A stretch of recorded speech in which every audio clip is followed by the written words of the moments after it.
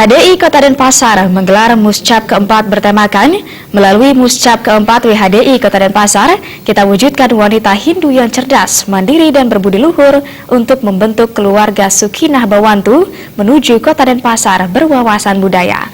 Dalam Muscap tersebut, Nyonya Antari Agustini Jayanegara terpilih kembali memimpin WHDI Kota Denpasar untuk periode 5 tahun ke depan.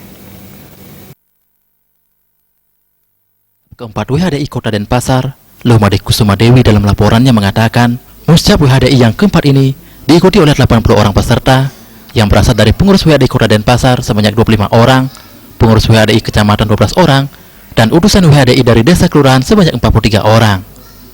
Lumade Kusuma Dewi menambahkan, tujuan dari Muscap keempat WHDI Kota Denpasar ini adalah memilih ketua dan mengangkat pengurus WHDI Kota Denpasar masa bakti 2017 sampai 2022.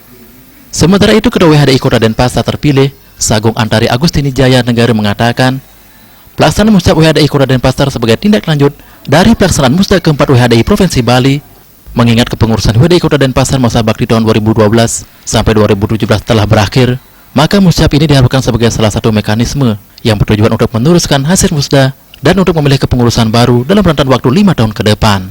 Sehingga melalui peremajaan pengurus dan penyusunan program kerja sesuai dengan kebutuhan umat dan kemajuan perkembangan zaman, diharapkan dapat menggerakkan jalannya roda organisasi untuk mencapai apa yang menjadi tujuan dan visi misi organisasi dengan cara meningkatkan kualitas SDM wanita Hindu. Kami WHDI Kota Denpasar melaksanakan Muscap keempat WHDI, di mana masa kepengurusan kami tahun 2012 sampai dengan tahun 2017 sudah berakhir.